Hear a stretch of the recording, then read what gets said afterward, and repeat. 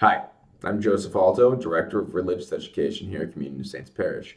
I would like to welcome you to our Advent web series that we're going to be doing. Now, what this series is going to be on is it's going to be midweek reflections about the Sunday's previous gospel message. The reason I'm doing this is because if you're like me, what happens is that on Saturday or Sunday, whenever you go to Mass, you hear the gospel message and you get excited about it, right? You really enjoy what's being said in the gospels. You enjoy the homily that the priest gives afterwards that kind of elaborates on what the message is. So you're excited about this, but then what happens is that Monday comes and we really forget about this gospel message. Now, as good Catholics, what we're supposed to do, right, is we're supposed to proclaim the gospel. That's really how the Mass ends. Proclaim the good news. That's our their duty as Catholics, is we're supposed to proclaim this message, proclaim the word of the Lord.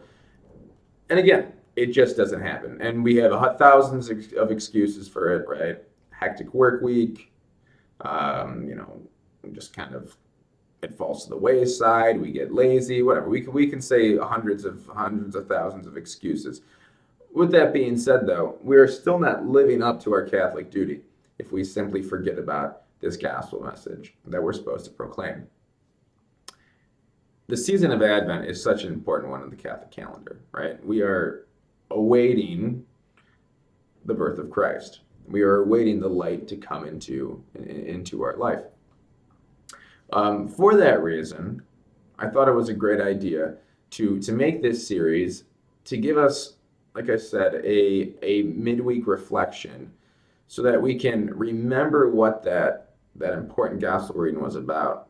And hopefully we can take that inspiration that we once had on Saturday or Sunday, reinvigorate that inspiration, and then proclaim this to the ones we love, our family and friends. So what I'm going to do is it's going to be very simple, very basic, right? I'm going to read the previous Sunday's gospel message, and then after that, I'm going to say some words on it, give a little reflection, and hopefully you can take that as inspiration for your own life and how you would like to live that sentiment out. Oh, so we're going to begin, and on the first week of Advent, this past Sunday, the gospel reading came from the book of Mark. Specifically, it was Mark chapter 13, and it was verses 24 through 37. But in those days after the tribulation, the sun will be darkened, and the moon will not give its light, and the stars will be falling from the sky, and the powers in the heavens will be shaken. And then they will see the Son of Man coming in the clouds with great power and glory. And then he will send out the angels and gather his elect from the four winds, from the end of the earth to the end of the sky. Learn a lesson from the fig tree. When its branch becomes tender and sprouts leaves, you know the summer is near. In the same way, when you see these things happening, know that he is near, at the gates. Amen, I say to you, this generation will not pass away until all these things have taken place. Heaven and earth will pass away, but my words will not pass away. But of that day or hour, no one knows, neither the angels in heaven nor the Son, but only the Father. Be watchful, be alert. You do not know when that time will come. It is like a man traveling abroad. He leaves home and places his servants in charge, each with his work, and orders the gatekeeper to be on the watch. Watch. Therefore, you do not know when the Lord of the house is coming, whether in the evening or at midnight, or at cockcrow, or in the morning. May he not come suddenly and find you sleeping. What I say to you, I say to all, watch. A great gospel passage to start Advent, right? It alludes to the watchful nature that we need to be on throughout this Advent season, right? We need to be ready and alert and patient for the coming of Christ.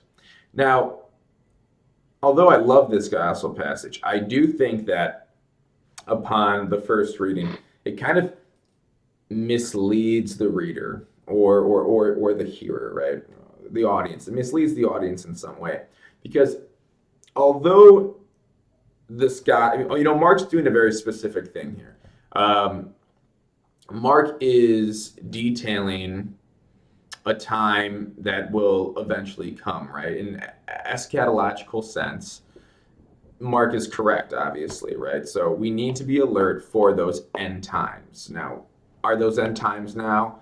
I'm going to go on a ledge and say no. I would say a lot of people probably think that with everything that's happened in this past year. But I'm going to say we have some time left. Um, Although I'm not an authority on the subject. I'm just going to say my personal opinion is that yes, even though the events of 2020 have been so challenging and so troubling, I'm also going to say that no, this is not the end time. So yes, Mark in that sense is correct, right? We need to be watchful. We need to be alert for the coming of Christ.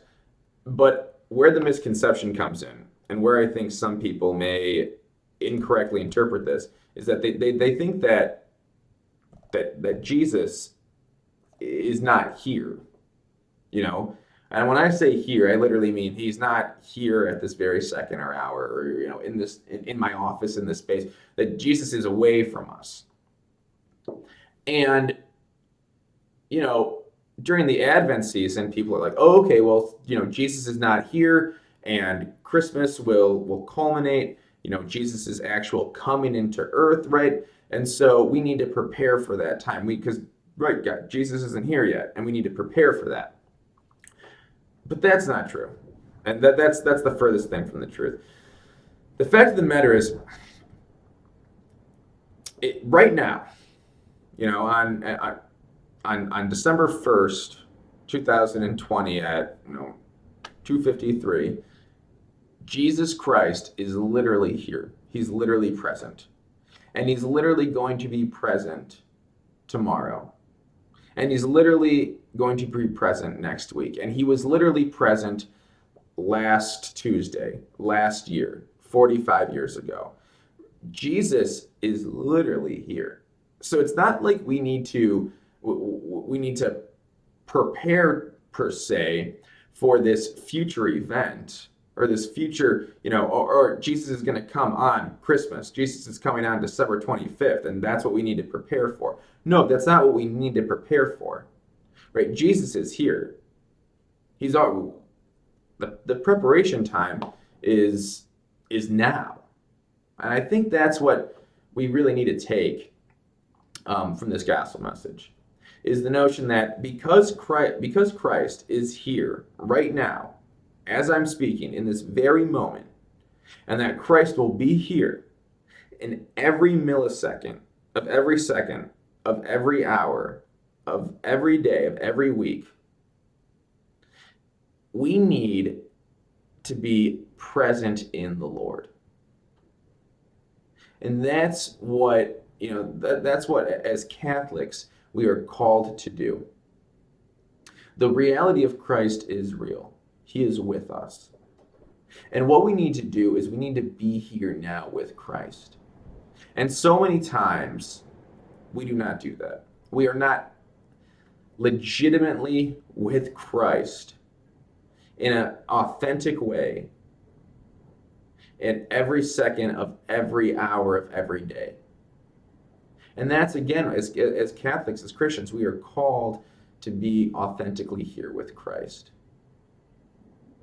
And that's what I really encourage you all to do, is to authentically be here with Christ throughout the rest of this week, to be authentically here with Christ throughout the rest of this Advent season, to be authentically here with Christ after the Advent season.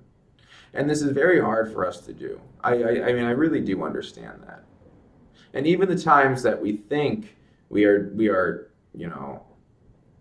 trying our hardest to be authentically here with Christ, we're really falling short. A perfect example of this is what a lot of us are doing now. How many of you, and I'm not ridiculing anyone, because what I'm about to say is a sentiment that I expressed, or that I express almost on a daily or weekly basis, right? And that sentiment is, wow, I just can't wait for 2020 to be over, right? We've been hearing that everywhere, right?